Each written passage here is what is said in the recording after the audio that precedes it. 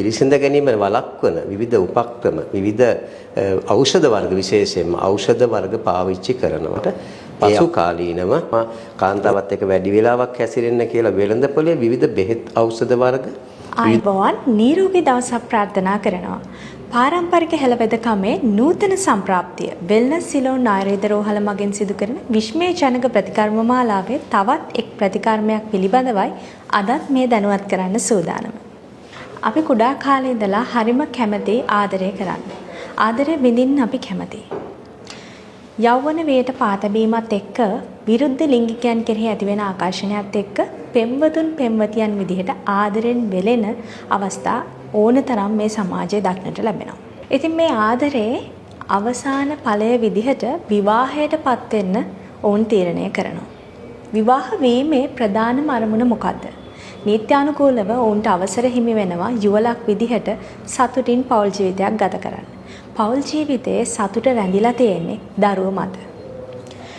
දරුවන්ගේ වර්ධනය දිනෙන් දින දැකලා ඔවුන් වියපත් වෙනවත් එක්කම දරුවන්ගේ සුරතලයත් එක්කම ඔවුන්ගේ ජීවිතය ඉදිරියට ගෙනියන්න තමයි ඔවුන් බලාපොරොත්තු වන්නේ. විවාහයක අවසාන බලාපොරොත්තුව තමයි දරුවන් සමග සුවෙන් කාලය ගත කිරීම. මෙන්න මේ දරුපල සිහිනයට ඇතැම් වෙලාවට කනකොකා හඬන අවස්ථා නැතුවම නෙවෙයි. විවාහ ජීවිතයේ සම්පූර්ණ අර්ථයම නැති කළා දාන සමත් වෙනවා මේ දරුපල අහිමි වීම. සමහර වෙලාවට විවාහ ජීවිතය දෙදරා යන්න පවා මේ හේතු වෙලා තියෙනවා. ඉතින් දරුපල අහිමි වීම ඒ වගේම මදසරුභාවය ඒ ගැන තමයි අද කතා කරන්න සූදානම් වෙන්නේ.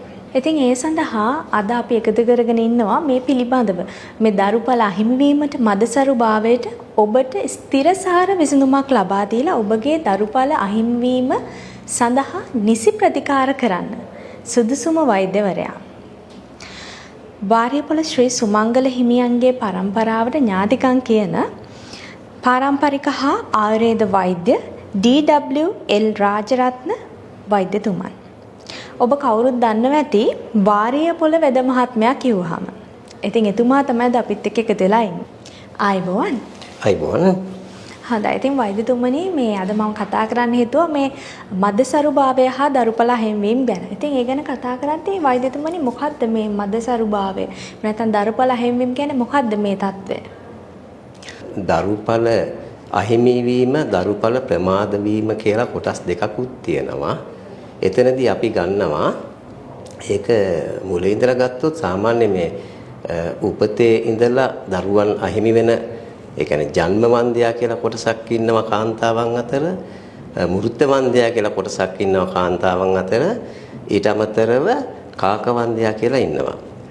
එතකොට ඒක ජන්මේම මදභාවය, වන්දයා භාවයට පත්වන කාන්තාවන් කියලා කොටසක් ඉන්නවා. ඊට අමතරව මෘත වන්දයා, ඒ කියන්නේ එක දරුවෙක් ඒ ඉපදෙන දරුවා මලකුණක් වශයෙන් ඒ කියන්නේ ගැබ් ගන්නවා, ගැබ් ගත්තන් පස්සේ බිහි කරන්නේ මලකුණක්. ඊට පස්සේ දරුවෝ නැහැ. ඒ තමයි මෘත වන්දයා. කාක වන්දයා කියලා කියනවා එක දරුවයි බිහි වෙන්නේ, එතනින් පස්සේ නැවත දරුවන් බිහි වෙන්නේ ජීවිතේට මේකදර වන්දයා කොටස් තුනක් තියෙනවා කාන්තාවන් අතර. එතකොට ඒ වන්දයා කොටස් තුන අපි හරියට විශ්ලේෂණය කළා ඒක තෝරාගෙන තමා මේකට ප්‍රතිකාර කරන්නේ. මේක උපතින්ම හිටිනවා සහ සාමාන්‍ය පාරිසරික හේතුන් මත අපි ජීවත් වෙන රටාව, පරිසරයේ කෑම බීම වැනි තත්වයන් මත අපිට මේ තත්වයට කාන්තාවන් මුහුණ දෙනවා කාන්තාවන්ගේ පැත්තෙන්. ඒතකොට පිරිමින්ගේ පැත්තෙනුත් තියෙනවා බෙලහීනත්වය. ඒකට බලපානවා පාරිසරික සහ විශේෂයෙන් කෑම බීම හා තමන් භාවිතා කරන දේවල්. එවැනි තත්වයක් තමයි මේ ඔය වන්ද්‍යාභාවයට දරුපල නැතිවීමට අහිමිවීමට පොදුවේ බලපාන ප්‍රශ්න. හරියට එකම මේ දරුපල උපතින්ම අහිමි අය ඉන්නවා. ඒ වගේම තමයි ඇතැම් වෙලාවට අපගේ ජීවන රටාවේ තියෙන වැරදි පුරුදු ඒ දේවල් මත දරුපල අහිමි වෙන අය ඉන්නවා. මේ දෙකටම ස්ථිරසාර විසඳුම් තියනවාද ඔබතුමාගේ ප්‍රතිකාර ක්‍රමවල? වෙල්නස් සිලෝන් මෙම රෝහල තුල අපි කරන ප්‍රතිකාර තුලින් අපිට පුළුවන් මේ දෙකටම ප්‍රතිකාර කරලා ප්‍රතිඵලය ඉක්මන් කාලයක් තුළ ලබා දෙන්න ස්ථීර වශයෙන්ම. ගොඩක් වෙලාවට මේ මදසරුභාවය ගැන කතා කරද්දී කාන්තා පාර්ශ්වයට තමයි ඇඟිල්ල තික් වෙන්නේ. හැබැයි වර්තමානයේ සොයාගෙන තියෙනවා ස්ත්‍රීන්ට විතරක් නෙමෙයි මේ පුරුෂයන්ගේ බලපෑමක් තියෙනවා මේ මදසරුභාවය ඇති වෙන්නේ කියලා. මේ පිළිබඳව ඔබතුමාගේ අදහස මොකක්ද? සත්‍යකෙම මේ ඇත්තටම ඔව් මොකද මේ ඒක අපි කාන්තා පාර්ශ්වයටම මේ ඇඟිලි දික් කරලා බෑ. එතනදී පුරුෂ පාර්ශ්වයේත් ඒ විදිහෙම රෝග ලක්ෂණ තියෙනවා. කාන්තාවන්ටත් තියෙනවා. එතකොට අපි මේ දරුපල සම්බන්ධ ගැටුවකදී මේ කාන්තාවගේම තියෙන රෝග තත්ත්වයන් පරීක්ෂා කරලා කාන්තාවටම ප්‍රතිකාර කළාට ඒකේ නියම ප්‍රතිඵල ගන්න බෑ. අපි බලන්න ඕන පුරුෂ පාර්ශ්වයේ තියෙන ගැටු තත්ත්ව මොනවද? එයාට තියෙන බෙලහීනත්වයක් තියනවද? යම්කිසි ධාතු ශක්තිය ඇඟේ උෂ්ණාධික ස්වභාවය නැත්නම් ශරීරයගත විෂ වැනි තත්ත්වයන් මත ධාතුන් විනාශ වෙනවා. එවන් තත්ත්වයක් තියනවාද කියලා අපි පරීක්ෂා කරන්න ඕන කාන්තාවගේ සහ පුරුෂයාගේ දෙදෙනාගේම අවධානය යොමු කරලා රෝගී පරීක්ෂාවක් කරලා තමයි මේකට නියම ප්‍රතිකාර කරන්න පටන් ගන්නෙ. උපතින්ම දරුපල අහිමි අය ඉන්නවා. නමුත් අපේ එදිනෙදා ජීවිතේ යම් යම් වැරදි දේවල් වැරදි පුරුදු නිසා දරුපල අහිමි යන අවස්ථා ගැන අපි කතා කරනවා. ඒ ගැන කතා කරද්දී විශේෂයෙන්ම අපේ එදිනෙදා ආහාර රටාවේ ඇති වෙනස්කම් විවිධ වැරදි පුරුදු. ඒ වගේම තමයි ස්ත්‍රී පාර්ශවය හෝ පුරුෂ පාර්ශවය අධික ලෙස මත්පැන්, මත්ද්‍රව්‍ය ඒ වගේම දුම්වැටි භාවිතයට පුරුදු වී සිටින්. ඒ වගේම තමයි වැරදි උපත් පාලන ක්‍රම ඖෂධ වෛද්‍යවරයෙක්ගේ නියමයකින් තොරව ලබා ගැනීම. ඔන්න ඔය වගේ දේවල් නිසා අපේ මේ එදිනෙදා ජීවිතයේ වැරදි පුරුදු මගින් දරුපල අහිමි වී යන්න පුළුවන්. මම කැමති වෛද්‍යතුමාගෙන් තවදුරටත් මේ ගැන විග්‍රහයක් ලබා ගන්න. ඔව්. ඔබගේ තර්කය හරි. ඇත්තටම මේ දරුපල අහිමි වීම සම්බන්ධ පසු කාලීනව විවාහ වෙලා අවුරුදු 2ක් 3ක කීප කාලයක් ගියන් පස්සේ තමයි ඔක මතක් වෙලා වෛද්‍යරෙක් ළඟ බෙහෙත් යන්න කියලා එම යොමු වෙන්නේ. හැබැයි මුල් කාලේ කියනවා අපිට තව සල්ලි ටිකක් හොයාගන්නකල්, ගෙයක් දොරක් හදාගන්නකල්, වාහනයක් ගන්නකල්, දරුවන් හදන එක ටිකක් ප්‍රමාද කරමු. ඔන්න ඒ වගේ දෙන්න තීන්දුව අරගෙන විවිධ මේ දරුවන් පිළිසඳ ගැනීම වළක්වන විවිධ උපක්‍රම, විවිධ ඖෂධ වර්ග විශේෂයෙන්ම ඖෂධ වර්ග පාවිච්චි කරනවා. ඒ ඖෂධ වර්ග පාවිච්චි කිරීම මුල් කාලයේ දරුපල කල් දැම්මට පසු කාලීනව ඔන්න ඒ වගේ බැරෑරුම් තත්වයන්ට ඒ අය ලක් වෙලා මානසිකව දුක් විඳිනවා. පළවෙනි කාරණේ. ඊළඟ එක තමයි මේ ඊට පස්සේ සමහර අවස්ථාවල දරු ගැබක් හැදුනත් දරුවෝ සමහර විට ਸਰව සම්පූර්ණ නොවන දරුවන් බිහි වෙන්න පුළුවන් තත්ත්වයක් තියෙනවා. විවිධ ඖෂධ මුළු කාලේ පාවිච්චි කරනකොට දරුවන් පිළිසිඳගෙන වළක්වන්න. ඒක එක ගැටලුවක් ඒක. ඒ පැත්තම නෙමෙයි සමහර අය පාවිච්චි කරනවා දැන් අපි හිතමුකෝ දැන් අද සමාජයේ අපි එක කියන්න ඕන සාමාන්‍ය පිරිමි කට්ටියට ඔය කෙනෙක්ගේ බෙලහීනත්වය කියන රෝග සත්‍යයන් තියෙනවා. සමහර කට්ටියට අවශ්‍යතාවයක් තියෙනවා කාන්තාවත් එක්ක වැඩි වෙලාවක් හැසිරෙන්න කියලා වෙළඳපොලේ විවිධ බෙහෙත් ඖෂධ වර්ග, විවිධ පෙති වර්ග ඔය විවිධ ඔසුසල් වල තියෙනවා. ඉතින් ඕව අරගෙන වෛද්‍ය නිර්දේශයක් නැතුව පාවිච්චි කරනවා. ඒව මාරාන්තිකයි. සමහර අකඩේ පාවිච්චි කරන ඒ ඖෂධ වලින් ශරීරයේ තියෙන රුධිර පීඩනය වැඩි වෙලා සමහර අවස්ථාවල පුජ්‍යල මිය ගිය අවස්ථා තියෙනවා. ඉතින් ඒවත් දරුපල අහිමි වීමට බලපාන ප්‍රධාන හේතු අතර දෙයක්. තව එකක් තමයි අපි කන කෑම බීම. අද සමාජයේ ගත්තහම අපි ගොඩක් ලේසියට කඩෙන් තමයි කන්නේ. ඒක පැහැදිලිවම මේ වෙලාවේ මතක් කරන්න ඕන දෙයක්. මොකද හරි ලේසි. අපි රයිස් එකක් දාගෙනමු, අපි කුත්තුවක් දානෙමු, අපි නාසිකුරණයක් ගත්තම මොනවා හරි ගිහිලා කඩේ විවිධ කෑමද ඔක්කොගෙම තියෙන්නේ මොනවද? ඔයගේ තියෙන්නේ ඔක්කොම තියෙන්නෙම මේ මොනවා හෝ රසකාරක. රසට රසයි. හැබැයි ඒකේ අවසානට එන්නේ මොකද්ද? තමන්ගේ ශරීරයේ තියෙන සමස්ත ස්නායු පද්ධතිය. එහෙම නැත්නම් වාතය, පිත, සෙම කියන ත්‍රිදෝෂ ඔව කෝපයට පත් වෙනවා. නැත්නම් රස, රක්ත, මාංශ, මේද, වස්ති, මජ්ජා, සූත්‍ර කියන සප්ත ධාතුවම මේ විෂම කරනවා. එතකොට ඒකේ නියම ශක්තිය తాවකාලික රසයක් විතරයි. ඒ වාගේ තත්ත්ව මතත් ඔය දරුපල් නැතිවීමට විශේෂයෙන් බලපානවා. අපි එතනදී දැන් කාන්තාවක නම් ගර්භාෂය තුල දැන් මෑත කාලයේ දකින ෆයිරොයිඩ් කියන අර බිබිලි කුඩා ගෙඩි සමූහය ගැන හරියට පේනන තියෙනවා. ඒවා දැන් මේ බටහිර වෛද්‍ය ක්‍රමයේ තුල ගොඩක් අය ඒවා මේ ශල්‍ය කර්ම අයින් කරනවා. හැබැයි ඒක අපේ ආයුර්වේද නැත්නම් දේශීය වෛද්‍ය ක්‍රම තුල අපිට පුළුවන් ඒවා ඉවත් කරන බෙහෙත් වර්ග තියෙනවා.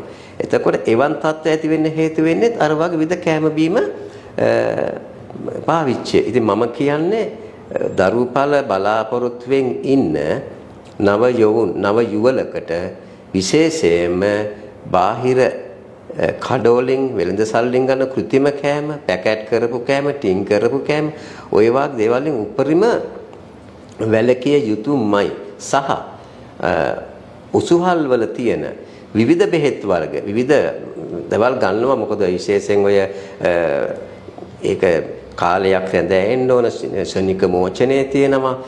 මේක කල් තියාගන්න ඕනේ. එන්නේ ඒවයි විවිධ බෙහෙත් වර්ග තියෙනවා. අපි නම් වශයෙන් කියන්න හොඳ නැහැ. නමුත් විවිධ බෙහෙත් වර්ග තියෙනවා. ඒ බෙහෙත් වර්ග පාවිච්චියෙන් වැළකෙනවා නම් ස්වභාවික කෑමට, gedara හදන කෑම බීම ටික, Tamanට විශ්වාස තැනකින් අරගෙන එළවලු ටික, වසවිසෙන්තුර කෑම බීම ගන්නවා නම් මම හිතනවා ඕකට එච්චර ගොඩක් මහන්සි වෙන්න ඕනේ.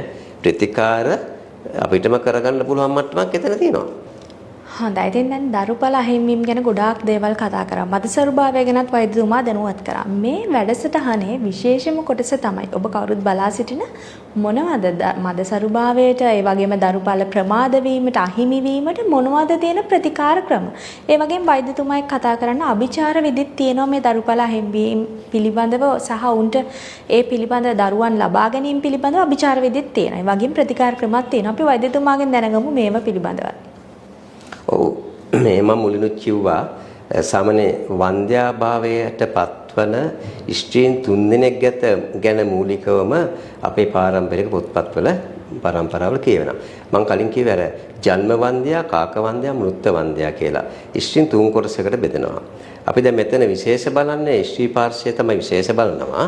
පුරුෂ පාර්ශ්වය ගැන මම කලින් කිව්වා. ඒකට පුරුෂ පාර්ශ්වයට ප්‍රතිකාර කරන්න ගියොත් ඒ සඳහා සප්ත ධාතුව වඩවන කෑම විශේෂයෙන් රස රක්ෂ මාංශ මේදෝ අස්සිමජ්ජ සූත්‍ර කියන සූත්‍ර ධාතුව. ඒතකොට අපේ ශරීරයේ ඒ ධාතුන් වඩන ආහාර විදි ඒ සඳහාන ඖෂධ සහ අපේ විවිධ බෙහෙත් ක්‍රමවේද තියෙනවා. හුඟක් දරුපාල නැති වෙන්න බලපාන දෙයක් තමයි ශාරීරික උෂ්ණදාහය. ඒතකොට ශරීරයේ විෂ සහිත ස්වභාවය. එතකොට ශරීරයේ උෂ්ණාධික ස්වභාවය තියෙනකොට ඒ යම් විදිහකින් දරුවෙක් උපතින් මේ සංසේචනයේ උනත් විනාශ වෙන අවස්ථා තියෙනවා. ඕකට ඔබතුමිය අහපු ඇහුවමයි මේකට යම් යම් ක්‍රම ගොඩක් තියෙනවා. අපි එතෙන්ද හොයනවා. අපි සාමාන්‍ය දැන් අපේ පාරම්පරික දකම තුල තියෙනවා ඔය රෝගය කියනකොට ඔය රෝගය සම්බන්ධ විශේෂයෙන් මේ ජන්ම කේන්ද්‍ර පරීක්ෂාවකට ලක් කරනවා අපි. මොකද එතනදී ඔය කුජ ග්‍රහය, චන්ද්‍ර සඳු කියන ග්‍රහයන්ගේ තියෙනවා අර රුධිරය සම්බන්ධ බලපෑම, ශරීරයේ උෂ්ණත්වය පාලනය කරන විදිහට රවිගේ බලපෑම. අන්න අපි ඒ ගැන විශේෂයක් විමර්ශනය කරනවා මේ කේන්දරයේ දරුවන් සම්බන්ධ අයිති ස්ථානයේ මොකද තත්ත්වය කියලා. ඒවා බලලා ඒවට අදාළ ඒ පොඩ්ඩක් කේන්දරයේ හොඳට විස්තර කරලා විශ්ලේෂණයක් කරලා අපි ඒකෙන් මේ ඒකට ප්‍රතිකාර කරන පැත්තකුත් තියෙනවා. එකක්. තව එකක් තියෙනවා විශේෂයෙන් කාන්තාවන්ට දැන් අපේ රටේ ප්‍රචලිත වශයෙන් තියෙන රෝගයක් ලංකාව පුරාම තියෙනවා. ඔය කළු කුමාර දෝෂය කියලා එකක් අහලා ඇති. කාවතන් තියෙනවා. කළු කුමාර දෝෂය, තනිකන් දෝෂය, මල්ලර වුණෙන් පස්සේ දෝෂ කියලා. ඔතන පාරම්පරික වෙදකම තුල කළු කුමාර දෝෂය මුල් තැනක් ගන්නවා. මොකද මම ළඟට ආපු ලෙඩ්ඩු ඉන්නවා. දරුවෙක් පිළිසිඳ ගන්නවා. මාස 2ක් 3ක් විතර කුසේ ඉන්නවා. ඔන්න යම් දවසක ඔය කළු කුමාර දෝෂය වැළඳෙනවා. ඒ කියන්නේ කළු කුමාර දෝෂය කියන්නේ ඒ යම් කිසි තනි වෙච්ච අවස්ථාවක යම් කිසි කෙනෙක් ඇඳට ඇවිල්ලා දඟලනවා, Taman එක්ක ඔට්ටු වෙනවා, Taman පිටිපස්සෙන් කොහේ හරි යනවා එනකොට ඉන්නවා වය තේරෙන ඔන්න ඔය වගේ අවස්ථාවල බියටපත් වෙනවා. හීනෙන් සමහරට ඇවිල්ලා දඟලනවා, බෙල්ල මිරිකනවා. අන්න ඒ වගේ අවස්ථාවල එළි වෙනකොට මෙයා බය වෙලා ඉවරයි. ඔන්න එළි වෙනකොට අර කුසේ පිරිසෙදගත්ත දරු ගැම මාස 2 3 වෙනකොට උදේ වෙනකොට ඇබෝෂන් වෙනවා. ඒක හරි දුක්මුසු තත්ත්වයක්. ඒකට කොච්චර බෙහෙත් කළත් බටහිර දෙකෙන් ඒකට බෙහෙත් නැහැ. හැබැයි අපේ පාරම්පරික වෙදකම තුල මේකට ප්‍රතිකාර කරනවා. වෙන සිලෝන් අපේ ආයුර්වේද රෝහලේ අපි මේ සඳහා ඒ අවශ්‍ය කරන ප්‍රතිකාර විදි සියල්ල හොඳට කරගෙන යනවා. ඒ එක පැත්තක්. අනිත් එක තමයි මේ සමහර දෝෂවලට අපි ඔය අභිචාර විදි කියලා කොටසක් මතක් කරලා එතන කියන්නේ දෙහි කපනවා යන්ත්‍ර දානවා ඒ වාගේ දේවල් වලින් අපිට ඔය කියන කලු කුමාර දෝෂේ වයි කියන දෝෂ අයින් කරන්න පුළුවන් අයින් කරලා තමයි ප්‍රතිකාර කරන්න ඕනේ හැබැයි ඒක ආධ්‍යාත්මිකව මනසට බලපාන තත්වයක් හැබැයි ඊට අමතරව ශරීරයේ විෂ සහිත තත්ත්ව විශේෂයෙන් ශරීරයේ දාහය උෂ්ණාධික ස්වභාවය ශරීරය තුල දරුවන් පිරිසිදු නොගැනීමට හේතු වෙන විශේෂයෙන් අපි එතනදී කාන්තාව කියලා නෑ පුරුෂයා කියලා නෑ ඇඟේ විශේෂයිත තත්ත්වේ ඉවත් කරනවා. ඒ වෙනුවෙන් අපි ඔය විශේෂ විරේචන කර්ම කරනවා. සමහරක් විට අඳෝගත නැත්නම් ඌර්ධවගත විරේචන. දැන් ඌර්ධවගත කියන්නේ වමන කර්ම කරලා ශරීරයේ ආමාශගත තියෙන විෂ සම්පූර්ණයෙන් ඉවත් කරලා ශරීරය සුද්ධ කරලා තමයි අපි බෙහෙත් දෙන්න පටන් ගන්න. එහෙම ඒ தත්ත්වෙන් ඌර්ධව කර්ම කරන්න බැරි අයට අදෝගතව උද මාර්ගය හරහා සියලු විෂ ඉවත් කරනවා. ඒක සමස්ත සර්වාංගයේ රුධිරයට තියෙන විෂතායිත තත්ත්වය. එහෙම නැත්නම් උෂ්ණාධික ස්වභාවය. නැත්නම් ධාතු ශක්තියින් නැති වෙන්න තියෙන තත්ත්ව ඒ දෝෂ ඔක්කොම අපි එකතු කරනවා අපේ පාරම්පරික බෙහෙත් වලින් ආමාශයට. ආමාශයට එකතු වෙන කලින් අපි බෙහෙත් දෙනවා. දීලා ඊට පස්සේ ඒවා ශරීරයෙන් බැහැර කරනවා. අර මම කියපු විදිහට ඌර්ධවගත හෝ අඳෝගතව ලයිවිරේක ක්‍රමයක් හෝ බඩ විරේක්ටමයකින්. ඉතින් ඒකට තමයි අපි අර අභිචාරත් බලන්නේ. ඒ කියන්නේ යంత్ర මන්ත්‍ර දේවල් වලින් කරන දේවල්. එතකොට ඒ ජ්‍යොතිෂය හරහා කරන දේවල් තවත් අවශ්‍ය වෙන මානසිකව මනෝපදේශනත් එක්කත් අපි ඒ ටික කරලා අපිට සාර්ථකව ප්‍රතිකාර කළොත් හරියට රෝගියා අපි දෙන ප්‍රතිකාර හරියට ඒ හරිය විදිහටම පිළිපැද්දොත් ඊටාම කෙටි කාලයක් මම හිතන්නේ මාස 6ක වාගේ කෙටි කාලයක් තුල අපිට පුළුවන් ප්‍රතිඵල අරගෙන පෙන්වන්න. හොඳයි. ඉතින් ඔන්න දරුඵල ප්‍රමාද වීම, මේ වගේම දරුඵල අහිම්වීම නිසා මෙච්චර කල් ඔබ දුකෙන් හිටියා නම් දැන් තවත් ඔබ දුකෙන් ඉන්න ඕනේ නෑ. ඔබට තියෙන්නේ තිරේ දිස්සන දුරකථන අංක ඔස්සේ අපිට කතා කරලා ඔබ වෙලාවෙන් කරගෙන ඉක්මනින්ම වෙල්නස් සිලොන් ආයුර්වේද රෝහලට විතර පැමිණෙන්න. ඉතින් ලිපිනයත් මතක් කරන්න නම්බර 56 පැපිලියාන පාර නැදිමාල දෙහිවල කියන ලිපිනයට ආවොත් ඔයාට පුළුවන් අපේ වෙල්නස් සිලොන් රෝහලෙන් ප්‍රතිකාර ලබා ගන්න වෛද්‍යතුමා සැදී පැහැදී ඉන්න ඔබ වෙනුවෙන් ඔබට දරුඵල ලබා දෙන්න.